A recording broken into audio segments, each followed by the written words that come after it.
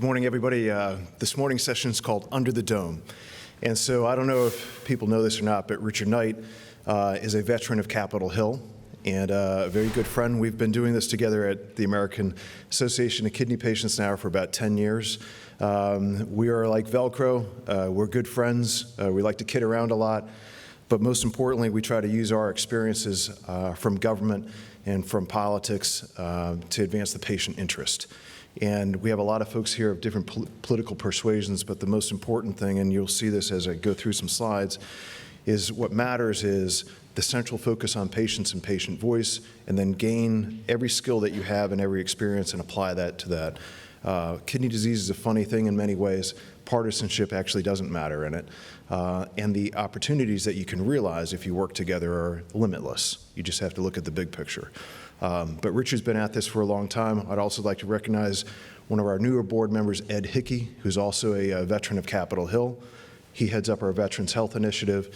And as you will hear later tomorrow, for Representative Silvio Conte in the late 1980s and early 1990s, Ed was the architect for the congressman of the decade of the brain. And we'll be talking about that because we're about to launch into the decade of the kidney. But our point here is this morning, as we go into Under the Dome, that unlike some organizations, AAKP has a tremendous amount of in-house talent, which means that we don't have to rely on out-house talent to get our legislative work done. And you can take that as you like on a Saturday morning. Richard mentioned the ability and the honor I have of contributing on television to the Fox Business Network on issues of labor and unemployment. That's the monthly unemployment numbers that are issued by the federal government. I'm a former chief of staff of the U.S. Department of Labor, and I will tell you this, that right now we're on a historic point.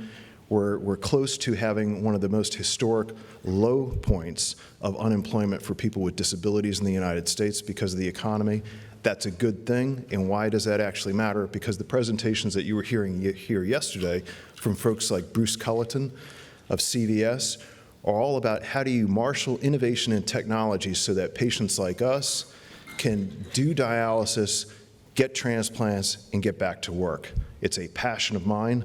It's a passion of everybody that you see on the AAKP board, but most importantly, to think like an individual, to honor your aspirations and pursue opportunity, and not always have to be thinking I'm sick and I cannot work in the workforce or compete in the workforce. But that's one of the reasons why we do what we do, and a lot of it is based on innovation and the people who are presenting here who have come. Before we start the session, I'd like to mention the three great guests that we have, and then I'll do a couple of quick slides on AAKP strategy, and then we'll get into the presentations. Our first speaker that we'll have this morning is a very good friend of ours, Rob Blazer from the Renal Physicians Association.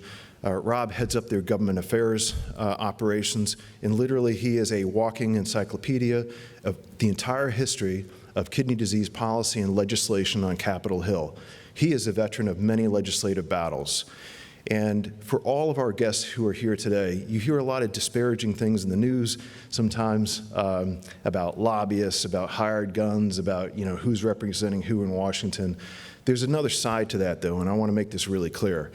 The professionals that are at this table, while they may not be similar to us as patients, the most important thing is this. You have a tremendous history of legislative work here at the table this morning with these guests, and they are all in terms of their commitment to advancing policies that increase patient choice and lead to better innovations and, most importantly, save lives.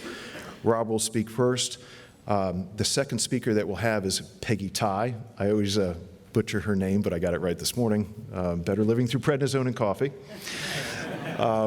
Peggy is an expert with the transplant community, and she's also a partner in Powers Law Firm. She has many different titles, but her history as a legislative expert goes back more than 2 decades. We're all dating ourselves up here and getting along quite well.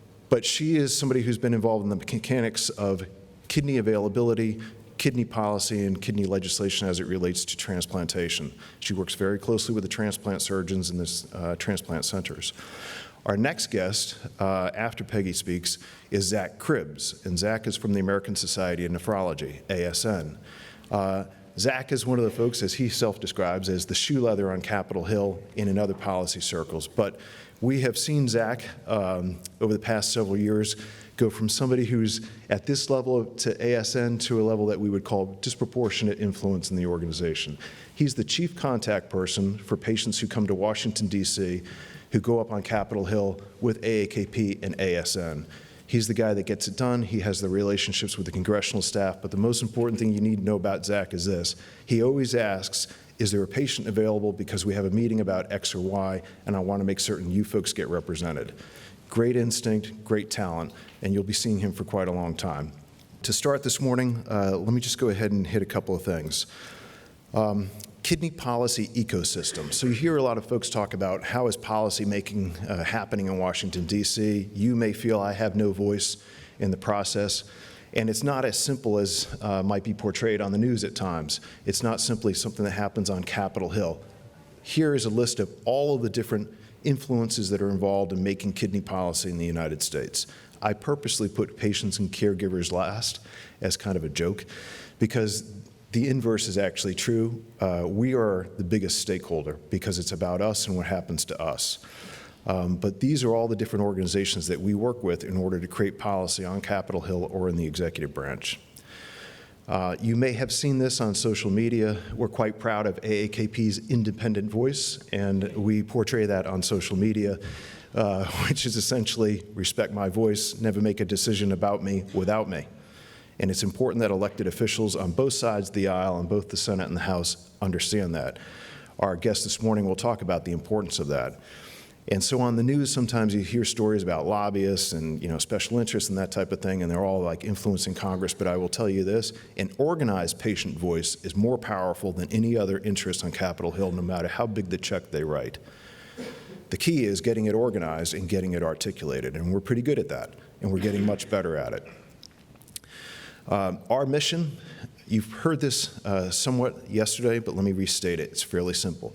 We educate the patients on kidney disease and the implications of it, and policymakers. We advocate for policies that improve treatment, and we always defend patient choice. And what does that mean? It's far better for you to have access to the options that help you achieve your aspirations than having someone else define what you have access to or what you have the ability to use as a patient, whether that's home dialysis, preemptive transplant, in-center dialysis. That should be your choice based on what you want to do, and that should not be decided by people who are not patients or who are not you. We feel quite strongly about that.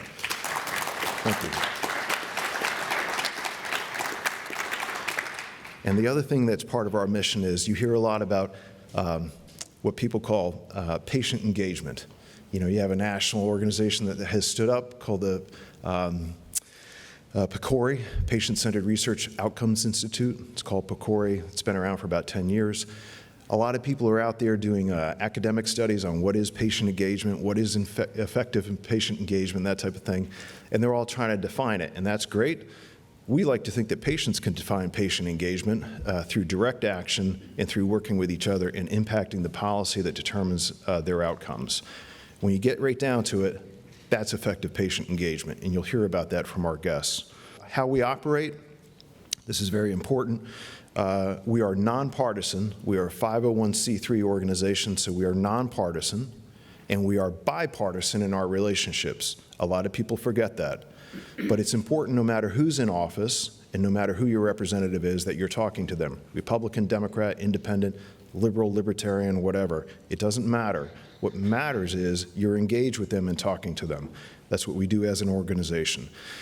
The other things we do, it's fairly simple. We elevate the patient voice. We protect the relationship between patients and their doctors. Again, we educate on full care choice. We defend our independence as an organization, meaning we are an independent organization. We are not owned by a corporation. We are not corporate astroturf. And we vigorously defend our letterhead. And then we do something else that's somewhat unusual in Washington, D.C., which is this. We honor the principle of no surprises. And what does that mean? You will not find AAKP throwing the random spitball and attacking people for no reason. If we have a problem with an elected leader or a policy, you can count on it that we will be in their office on the phone talking to them directly before we ever take an action where we're saying something negative. And it grieves us when we have to do something that's negative. We usually don't do that. But we never, ever surprise a federal official with taking opposition to something without telling them in advance. We just don't operate like that. We haven't operated like that for 50 years, and we're not about to change. Other organizations in DC are a little bit different. They base their existence on attacking things all the time, but you won't find that with us.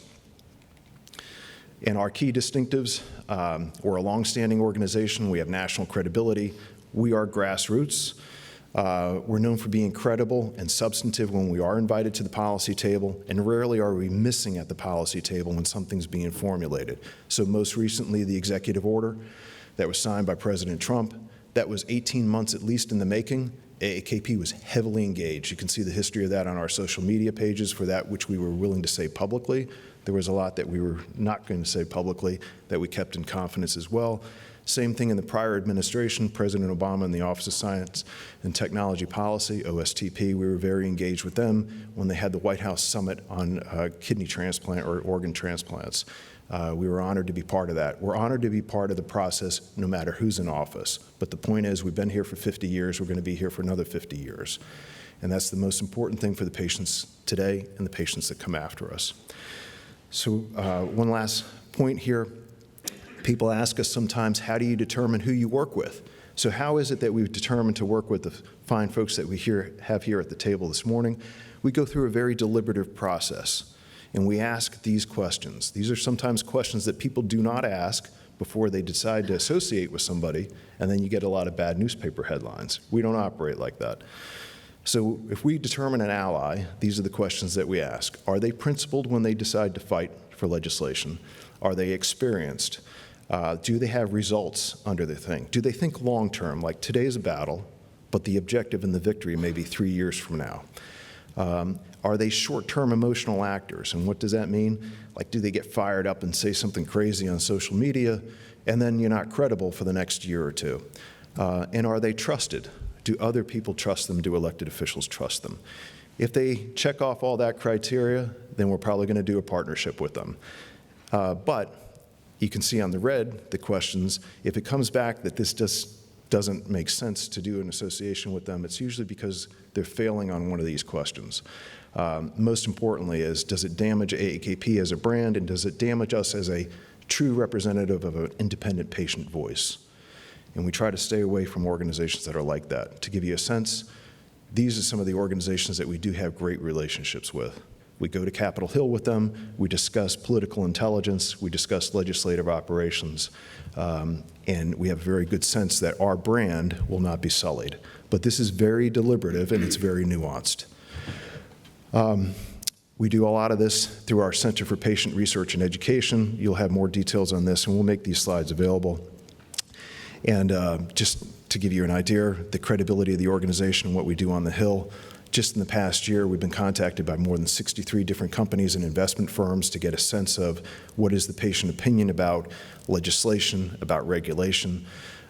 We've been involved in a lot of clinical trial preps, and we've done about 135 different meetings with government officials on policy and policy formulation that you'll start seeing in the next few months come out publicly. But we're heavily engaged. And then for you folks here, and what you'll hear from our guests, is we seek to activate the patients in all of the policy discussions that are taking place. So that means parachuting patients onto federal panels, in front of legislators, in front of elected leaders across the country, so that you can represent your voice to those who are making decisions about you.